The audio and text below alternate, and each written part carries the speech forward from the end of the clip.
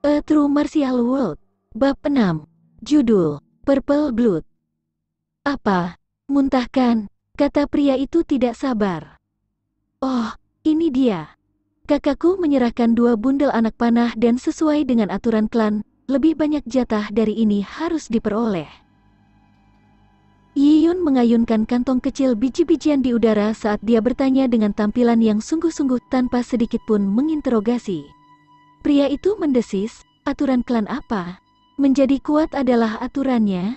Apa yang aku katakan menjadi aturannya? Pria itu dengan agresif berkata. Yi Yun mencibir di dalam hatinya. Betapa bodohnya, kesombongan pria ini telah membawanya langsung ke dalam perangkapnya. Yi Yun menatapnya dengan tidak adil, berkata, saudaraku, kamu boleh menetapkan aturan, tapi kamu harus membiarkan kita memiliki sesuatu untuk dijalani. Dengan mengatakan ini, Yi Yun memasukkan bahwa semua orang ikut serta ketika pria itu berkata, menjadi kuat adalah aturannya. Yang aku katakan adalah aturannya. Karena kemungkinan besar mengacak-acak bulu banyak dari mereka. Segera setelah itu, banyak orang di belakang Yi Yun menggemakannya dengan berkata, benar, saudara prajurit, aku menyerahkan 6 buah baju besi, namun yang aku dapatkan hanyalah sejumlah kecil jatah. Aku juga ingin penjelasan. Mengapa hanya ada sedikit jatah kali ini? Kita ingin tahu juga. Aku adalah orang tua dengan keluarga yang harus diberi makan. Jumlah ransum ini tidak cukup. Orang-orang dari klan suku Lian telah mengalami kesengsaraan selama ini. Mereka memiliki niat untuk memberontak melawan kepemimpinan suku klan, tetapi karena perbedaan kekuatan dan mereka tanpa pemimpin, tidak satu pun dari mereka yang berdiri di depan. Tetapi dengan provokasi Yi Yun, mereka tidak bisa lagi duduk diam. Wajah pria itu jatuh, dia tidak menyangka bahwa kata-kata seorang anak akan menyebabkan gangguan seperti itu di antara kerumunan. Melihat situasinya meningkat, dia mulai kehilangan kendali atasnya. Kalian semua tutup mulut, pria itu meraung. Tapi raungannya sangat terbatas. Beri kita penjelasan, kita ingin penjelasan. Mengapa hanya ada sedikit jatah? Hukum gagal ketika banyak pelanggar. Biasanya orang pertama yang melompat ke depan akan menerima perhatian khusus, tetapi dengan situasi yang semakin meningkat, setiap orang mendapatkan keberanian. Saat situasinya hampir lepas kendali, sebuah suara yang jelas terdengar, kamu ingin penjelasan? Aku akan memberikannya. Suara ini mengandung energi amorf, langsung menenangkan situasi kacau. Semua orang menelusuri sumber suara itu, hanya untuk melihat seorang pemuda lapis baja perak dengan pedang panjang di tangan, berjalan mendekat. Itu Tuan Muda Lian Chengyu. Lian Chengyu. Melihat pemuda ini, semua orang terkejut. Lian Chengyu adalah orang di suku yang kemungkinan besar akan menjadi Purple Blood. Bakat Lian Chengyu tampaknya sebanding dengan jenius suku besar. Jika klan suku Lian menghasilkan Purple Blood, semuanya akan berbeda. Hari itu terjadi, Lian Chengyu dapat mendukung seluruh klan suku. Jika Lian Chengyu melangkah lebih jauh, dan mengesankan suku yang kuat, dia pasti akan memiliki sarana untuk membawa seluruh suku Lian ke kota. Bagi banyak orang di suku tersebut, bisa tinggal di kota akan menjadi surgawi. Untuk dapat membangun kota di hutan belantara terlalu sulit karena itu akan menjadi sasaran empuk, dipenuhi dengan manusia, untuk binatang buas besar dan kuat untuk menyerang. Tanpa ahli manusia yang mendukung kota, binatang buas akan dengan mudah menginjaknya. Banyak ahli berada di setiap kota manusia. Dengan tembok tinggi yang tebal dan sejarah warisan yang panjang, kota ini terlindungi, membuat manusia bertahan hidup di dalam tembok kota dengan aman. Dengan sumber makanan yang cukup, mereka tidak perlu takut akan kelaparan atau ancaman binatang buas. Siapa yang tidak ingin menjalani kehidupan yang menyenangkan? Lian Chengyu adalah harapan klan suku Lian. Posisinya di dalam suku telah melebihi pemimpin.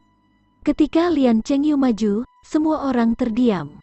Kakek, Lian Chengyu pertama kali mengakui pemimpin suku, yang merupakan sesepuh berjubah kuning. Ah, Chengyu, karena kamu telah melangkah maju, aku akan menyerahkannya padamu. Di suku tersebut, banyak pria menikah pada usia 16 tahun. Jadi, Lian Chengyu yang berusia 17 tahun memenuhi syarat untuk memimpin. Lian Chengyu tidak mengucapkan sepatah kata pun kepada suku tersebut pada awalnya. Sebaliknya, dia menghadapi Yi Yun dengan senyum penuh arti. "Kamu adalah Yi Yun, kan?" Alis Yi Yun melonjak. Hal pertama yang dikatakan Lian Chengyu kepada suku itu adalah ke arahnya, dan meskipun itu adalah senyuman, Yi Yun bisa merasakan bahaya di baliknya. Yi Yun menghasut keresahan rakyat, dan dia telah mencoba yang terbaik untuk membuatnya tampak tidak disengaja. Disengaja atau tidak, sebagai perwakilan pemimpin suku, Lian Chengyu kemungkinan besar akan menyerangnya. Tidak buruk untuk anak berusia 12 tahun. Kamu tidak tampak seperti anak kecil, suatu hari kamu mungkin menjadi sesuatu yang besar. Lian Chengyu terkekeh sambil menepuk bahu Yi Yun dengan acuh tak acuh. Banyak di antara kerumunan itu terkejut bahwa seseorang yang berperawakan Lian Chengyu telah mengambil inisiatif untuk menepuk bahu orang biasa. Juga, pujian ini sangat berharga. Lian Chengyu benar-benar berkata bahwa anak malang ini bisa menjadi sesuatu yang besar? Apakah itu mungkin?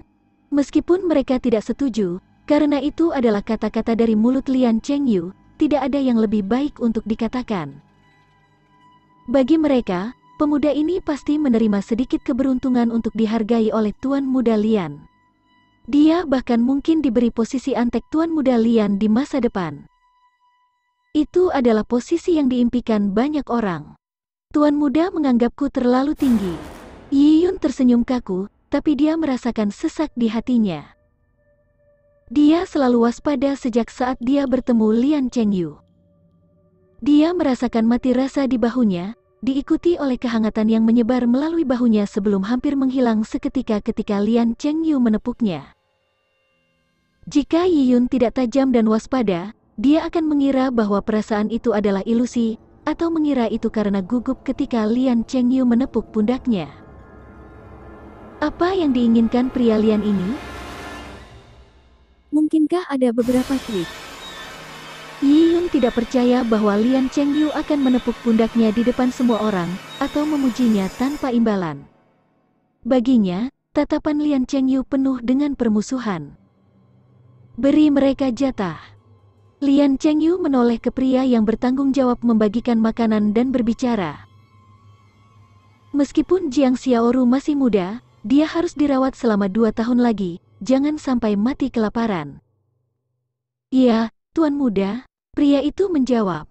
Meskipun dia tidak mau setelah ditipu oleh Yi Yun, dia harus mematuhi perintah Lian Chengyu. Pria itu ragu-ragu sejenak sebelum menyerahkan sekarung gandum seberat 50 pon kepada Yi Yun. Yi Yun menjadi lebih waspada tetapi menunjukkan ekspresi terima kasih. Dia menerima tas itu dan dengan tidak jujur berkata, "Terima kasih Tuan Muda." Meskipun dia berterima kasih secara lisan, Yi Yun bersiap untuk mengalahkan Lian Chengyu. Makanan milik Jiang Xiaoru sebagai hasil dari kerja kerasnya membuat panah bisa ditukar dengan sepotong daging, tetapi yang mereka dapatkan hanyalah sekantong biji-bijian. Mereka bahkan harus bersyukur, itu tidak masuk akal.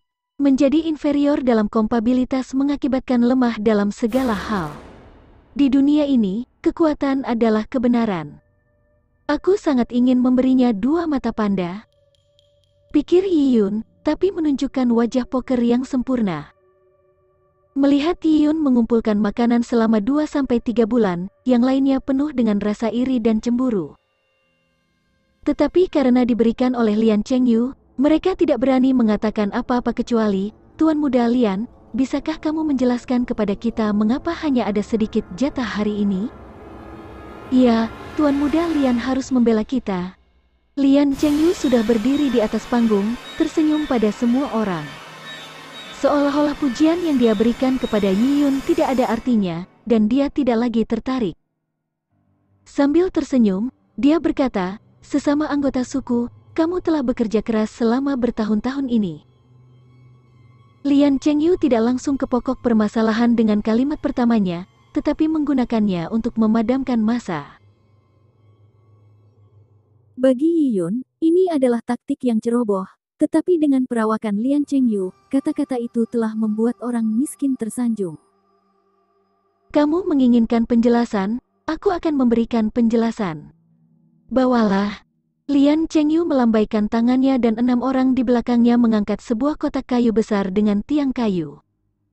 Yi Yun ingat bahwa Tuan Lu meninggalkan kotak ini setelah menerima senjata dan pelindung.